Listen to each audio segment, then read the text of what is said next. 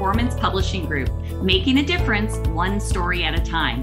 We'll be shining the light on successful founders, entrepreneurs, business owners, and leaders that are getting results and making a difference. We'll talk about how they built their businesses, are creating movements, and leveraging the power of authority in their own lives.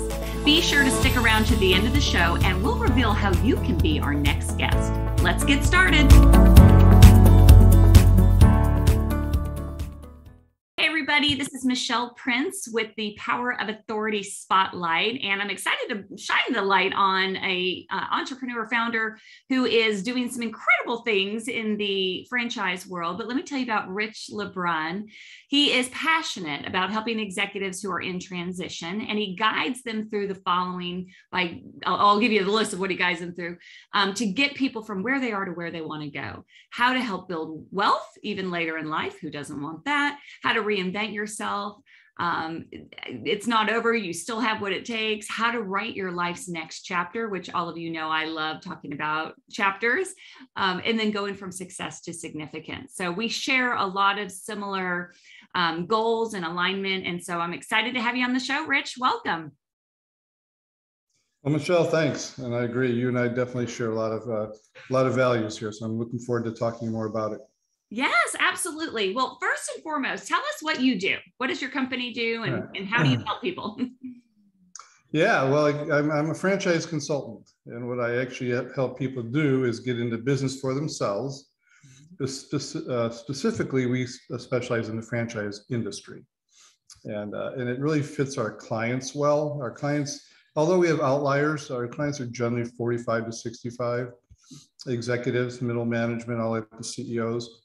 And so the franchise model, the business model actually fits them real well. So we get to help them, many of them, to reach the dream that they've always had. So it's a fun thing to do. Absolutely. So do you help people to identify what franchise would be the best for them, or are you more on the creating of a franchise, or both? Yeah, it's actually, a couple of things. We take them through a few steps. We actually help them identify, should they be a business owner or not? That's really probably the most important thing. Not everybody should be a business owner. As we say, if everybody owned their own business, we'd have no employees. So, so true. So we got to help them to identify if they should be a business owner or not. Yeah. Second of all, we got to ask them if that's the case, is the franchise model right for them? And really, the key thing is, can you follow a system? If you're the person who likes to buck the system, probably a franchise is not right for you, because if you're buying something already done for you, they have a pattern for success. They want you to follow that. Although you get to add your entrepreneur spirit to it, but you really need to follow the system. So that's not you. We can help identify that. But if it is for you and you should be a business owner, then we get to talk about, and the franchise model works. Then it's a matter of finding what brands fit into their goals and objectives. And we take them through a thorough process of identifying. What we say is, ask yourself, what do you want the business to do for you? A lot of people, we always say, a lot of people get into the business because they like to bake, so they buy a bakery. But that's not necessarily the right answer, because they may like to bake as a hobby or a passion, but they hate being in the bakery business. So the real question is what do you want the business to do for you? Let's talk about all your goals and objectives. Let's dream a little bit. You're working 5 hours a week in the Caribbean. That's fine. Let's figure that out for you. And then find the right brands that match up. Yeah, that's funny. You mentioned the bakery. That reminds me of Michael Gerber's book, The EMyth. And that's exactly what happens. And I can almost relate a little bit to this. It's like when you start a business around something you're passionate about, which nothing wrong with that. But there's a lot more to business than just loving what you're doing. And so I learned that early on, that you really have to, there's so many aspects to building a business.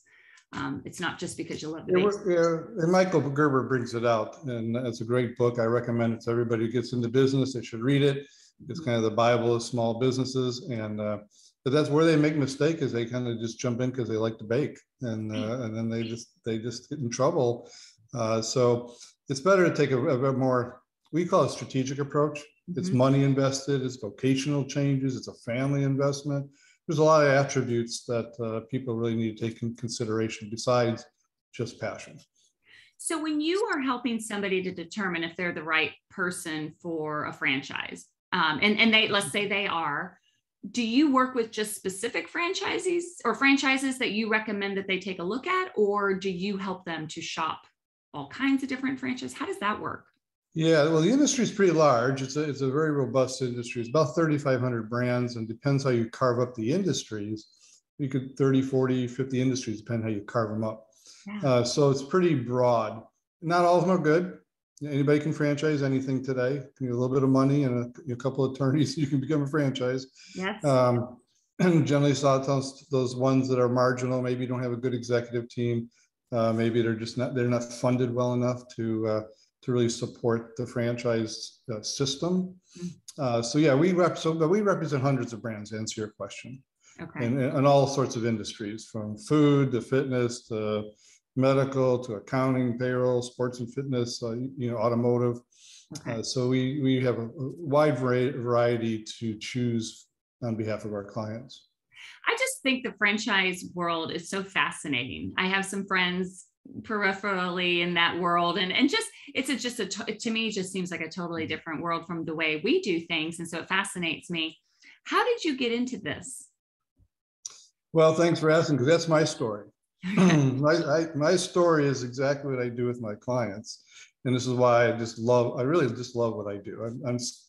I was in the market at 60 years old. I was in commercial real estate for 30 years, had a wonderful career. And we managed, pension funds, corporations, real estate, individual partnerships. We really had a great ride for 30 years. And I had one of the company's largest clients who had over $1 billion of real estate in the US, and they decided to sell everything and move back overseas. And so at 60 years old, so here I am, what am I going to do? And so I had to go down this thing that I call 5 options. And the 5 options are really available to everybody, Michelle. All your listeners, we all have the same 5 options. It's not just unique to me. And so when you're in transition, that's why you call it executives in transition. They're thinking about something else. They could have a job and they're thinking about leaving. They could have a job, just want to enhance their income, or they're out of work and they need to reinvent themselves. So 5 options, they really are. You ask yourself, do you want to retire, or can you? You really kind of go down that list thoroughly with your financial planner and ask your family, should we retire now? Okay. Then you check that box off one way or the other. The other one is you go, so I'll get another job in corporate America. Well, unfortunately, when I was 60, senior executive in corporate America, there were not a lot of openings for 60-year-olds. And unfortunately, the pay scale, if there was about half of what I was earning. So although I could go that route, it really wasn't as available or as attractive. Right. And the last 3 have to do with starting your own business. Either you owning a business, I should say. Either you start your own, you buy a business that's not a franchise, or you buy a franchise. And those are the 5 options everybody has. And we encourage our clients to walk down all 5. They owe it to their families. For example, starting your own business, so a lot of my clients would say you're 55. Well, that's a little bit harder than starting your own business at 20. Right. Not that you couldn't do it, but your runway at 20 is a lot longer in front of you to make up for maybe some bumps along the way. When you're 55 and your runway maybe at 65, then your runway is a lot shorter. So that's what we do. We help them we walk them through that process. And that's what I had to do for myself. And ironically, I asked him, I wanted to do it with my brother-in-law, and he's an attorney. And I said, what are you doing lately? He goes, oh, by the way, I bought a franchise. I go, really? Why would you buy a franchise? And he told me his objectives. He wants something to do differently than law work. He wants something for his family, for his kids to run. He wanted to build a legacy. So I went home and did what most of my clients do. We call it midnight franchise search. You're on the internet, type in the word franchise, and all this stuff pops up, and you start, talking to people, and you start this whole activity. And I ran across a franchise consultant who was helping me. Okay. And along the journey, I go, well, time out. I really want to know what you do. Mm-hmm. And what he did is exactly what I love to do. In corporate America, I did a lot of coaching, a lot of entrepreneurs. I love teaching, training, of just helping people. I love talking business. I'm a business junkie. Yeah. And so this fit really well. And then I didn't want employees, although I had some virtual employees, I had a large staff before. I wanted something that was portable. As I mentioned before the call, I live in Chicago, but now I'm in Florida, so I could work anywhere. And something that would fit into my end game, which, I'm 68 now, and I can do this until I don't want to do it anymore. So I found something that I'm passionate about that also meets all my goals and objectives. So that's my story. I actually wrote a book called What's My Next Move? Okay, because I wanted to capture the journey. And so that people can actually walk through all the steps and try to assess really what their next move is. And that's what I do on a day in, day out basis. I love it. So primarily focused on the consulting side of it now versus running a franchise, or is that a franchise, the coaching part of it? Well, I actually bought into a franchise to learn how to do what I do. Yes. Because I had to reinvent myself. I was never in sales before. I was always in management. And although I was involved in leading salespeople, I was never personally in sales. So this is a whole new chapter for me. Okay. I found consultative sales a wonderful place to be. I really can't even sell anybody anything. All I can do is be a good coach. Yes. And so that was I had to assess the need and how it fit for me. And that's what I did. I love it. And, it's interesting. We have very similar people that we work with. I help people to tell their stories and build platforms primarily through books and speaking and coaching and all that. But it's the same. You get to a place in life where you realize either, is this it? Is there more? I have more gifts and talents that can be utilized, or maybe there was a dead end and now it's like, okay, I need to reinvent myself. What's important to me. And so, getting their story out there is part of that. So I have a question. So if somebody were to come and they go through the 5, I love the 5 options, by the way. And, they retirement, nope, they're maybe in their 50s, 60, something like that, not ready to retire, have too much to offer. Really, the idea of going into a corporate job and making money for someone else is just not what they want to do. Could do. But like you said, it's harder the older you get. And then they're going between, how do you help someone decide, okay, I want to start my own business or buy a business like a franchise? I'm trying to understand, what's the difference really? Is it the same work, but just you have to have I guess let me back up a little bit. Starting your own business is a little bit different. Most people, first of all, every business, by the way, whether it's franchise or not, individual started it, right? Or a couple individuals. The Bill Gates and his garage story, right? Yeah. So I can't say that doesn't happen. It happens every day, okay? Right. And the franchise model included happens that way. Okay. So I really asked the question, but most people are not very honest with themselves, and especially when you get later in life, they think they could bootstrap it. Okay, so they're not honest about the financial commitment to do it, and they're not honest about time. And time, as you get older, is a bigger commodity almost than money. Okay, so I really walk them through that. They said, okay, well, if you're 55, you're 58, or whatever. I said, let's talk about time. Where are you right now? You've been in corporate America, you've built some wealth, you've got a nice lifestyle, you have a certain way of custom of living and time and travel and flexibility. Let's talk about what it takes to start a business versus a business that's already done for you.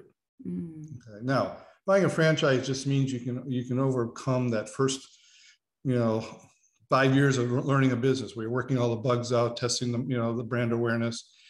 So you can validate that, go through the whole process and pick the franchise that makes sense, but it can be proven. Okay. And so you're not, if you buy McDonald's, you're one of 34,000 people who bought one. So the data is there for you to understand. Yes, okay? Yes. And I imagine buying a McDonald's is a bit more expensive than buying a smaller franchise. Yeah, most people today, like if you buy McDonald's, we call those empire brands, that mostly corporations buy those. And people don't realize that, who buys franchises? We have individuals buy them. We have partner families. We have husband and wives buy them. Parents buy them for their kids. Corporations buy them. Partnerships buy them. Target owns 1,000 Pizza Huts. Warren Buffett owns Dairy Queen. I mean, it's not a fad or a trend. Most people think when I say franchise, they go, oh, food, right? Yeah. But it's really not. It's a wealth building strategy. And this is what I try to get this level to with my clients, because they're all executives. So let's talk at an executive level. Yeah. It's about wealth building. It's about strategy. It's like about where you are today, where you want to be 5, 10, 15 years from today, and how you're going to get there. Because one point, if I can just make here quickly, the second option of going into corporate America or going back into corporate America, when you're in that 45 to 65-year-old range, even though, except for now, this pandemic is a little bit misleading, okay? They're hiring a lot of people, but generally speaking, 45, 65 are usually the last ones in. But if you just check on LinkedIn, you don't need to take my word for it. The average job is 2 to 3 years. Wow. So I tell somebody, if you're 55, you're out of work and you get another job, okay, you'll be good for 2, 3 years, but now you're 58, 59, you're gonna have some downtime in between and you're trying to get to 70. Yes. Okay, that's your goal, is get to 70, right? Yeah. You may have 5 or 6 more jobs, and by the job way, those jobs are going to diminish in scale, size, and compensation. Whereas if you would buy a business, you actually can increase the trajectory and build wealth. So by the time you hit 70, you're in a much better place. That is so, I think this is such a great model. And I know so many people that would probably be good leads for you because they're at that stage of, and not sure which way to go, but that is a great point about the corporate jobs, because as you know, as a business owner, I mean, there's certainly easier ways to make money, and working for someone else is easier, and maybe potentially short-term more money. Because like you say, when you start a business, you kind of bootstrap it, you kind of, but long-term, that's not a great strategy. So what would it take for someone to invest into a franchise? And I know it does vary, but if somebody's like, let's say that they're potential for you, that you could help them to build a business by buying a franchise, what do they need to have in place from an investment standpoint, from a time standpoint? Yeah, great questions. Okay, so I'll kind of take it in a few steps here. One is we got to know that they have that entrepreneur spirit. Okay. Now, just an interesting tidbit. Over 100 years ago, 95% of the population were entrepreneurs. Okay, because they were farmers. Yeah. Oh. Right. Yeah, and then the industrial age came. Yeah, industrial age came along, and people started working for other people. And now we got 95% of people work for people. So what I could do is have to get them to dust off that entrepreneur spirit. Yeah. And the hardest thing, Michelle, you believe me or not, is to get people to bet on themselves. I tell them if they go to a job interview, they come to the job interview looking the part, right? They bring their resume, their list of accomplishments. They spend 2 hours convincing that person on the other side of the table to bet on them, to hire them. And then they get hired and they spend the next 2, 5, 10 years convincing them, that person, they made the right decision. Yeah. Well, so now you're interviewing yourself, and you're that same person that wakes up on Monday, goes to work, has that same resume, same list of accomplishments. So you need to bet on yourself. You got to dust off that entrepreneur spirit. I love that. So that's one piece. Get in the right mindset to look at owning a business, to look at the strategy of building wealth. Okay. And it does take money. Okay. Now, franchise, believe it or not, they run from 50,000 to well over $1 million. They're not necessarily that far away of a reach investment wise. People finance them. General walking around numbers would be figure 30% down, and you can finance the rest. Okay. But you can buy, many people buy, like, service brands are a hot industry today. You're buying them for $100,000, $150,000, maybe putting 30 to 50 down, buying themselves a service brand, and now they're in business. Wow. And there's no one little tidbit. There's no correlation to the price you pay for a franchise to the amount of money you make. You can buy a $2 million franchise and make 100,000. You can buy a $300,000 franchise and make 200,000. So, so there's no correlation that way. So really, people can really do some really nice things for themselves. And that's how you help navigate this, because that seems like a lot to have to figure out what's the best one. And yeah, that's what we do. It's the average time to go on this journey is about the same time it takes to buy a house. It's the same scrutiny. We say 2 to 5 hours a week devoted for the next 4 months on average. Okay. It could take 3, it could take 6, but just set aside that much time and commitment to go through the complete journey from beginning to end. So it's a very methodical, slow pace, well thought out. You compare it to your other investment options. You compare it to your other 5 options that I talked about of what you want to do with your life. So when you're done, here's what I tell my clients. Here's what I can guarantee you: at the end of the 4 months, that you'll have fully vetted businesses to be on your desk to make a decision of go or no go. I cannot guarantee you will buy, but I can guarantee you've done your MBA level due diligence to make sure you have the right answers to make the right decision for your family. Okay. Oh, I love that. That's so awesome. And so do you do, I know this is the service you do, but do you also do like a consultation or upfront to see if it's a fit for them? We do, because I'm not here to waste their time, my time, or even the franchisor's time. Franchisors they're looking for the right people. Yes. And so, yeah, we really spend a lot of time on that side of the conversation up front.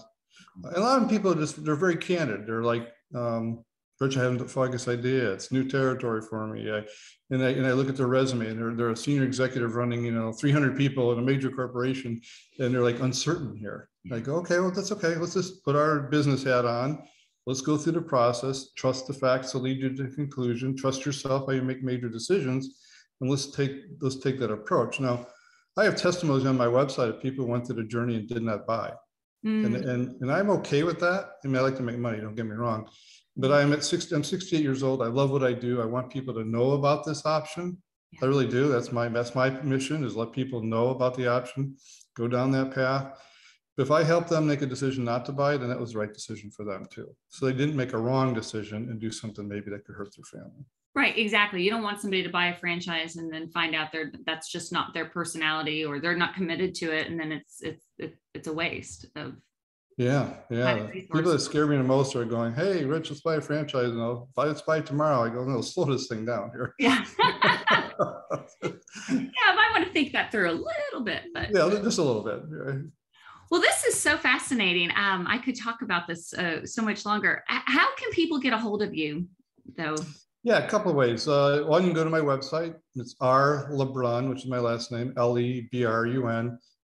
So rlebrun.com. You can read about testimonies, read about our services. You can call me at 847-912-4310 or text me there as well. And our initial consultation is 15 minutes. So, there's no, oh, by the way, there's no cost for any of my service, Michelle. We are paid by the franchise companies.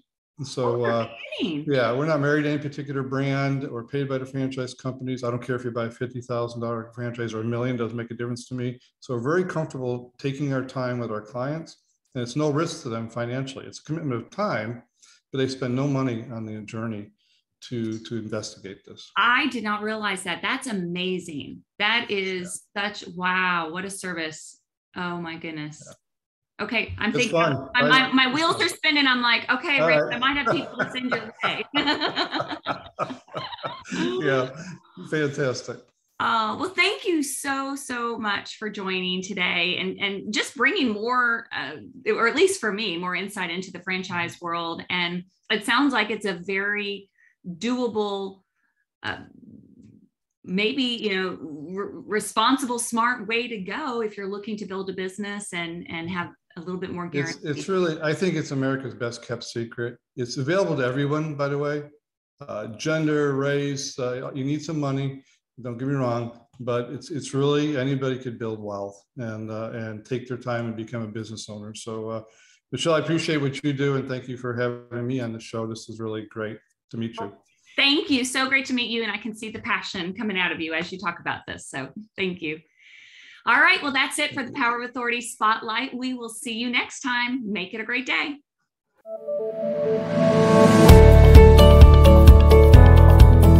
Thanks so much for listening to the Power of Authority Spotlight. If you're a successful founder, entrepreneur, business owner, or leader that's getting results and making a difference, and you'd like to be on this program, please visit us at go.michelleprince.com/podcast-guest to apply. That's go.michelleprince.com/podcast-guest. Also, if you got something out of this interview, please share this episode. Just do a quick screenshot with your phone and text it to a friend or post it on the socials. If you know someone that would be a great guest, tag them on social media to let them know about the show and include the hashtag #ThePowerOfAuthoritySpotlight. I love seeing your posts and guest suggestions. We are regularly putting out new episodes and content, so make sure you don't miss any episodes by subscribing. Your thumbs up, ratings, and reviews go a long way to help promote the show and mean a lot to me and my team. Want to know more? Go to our website, michelleprince.com or performancepublishinggroup.com, or find me on social media. Thanks for listening. We'll see you next time.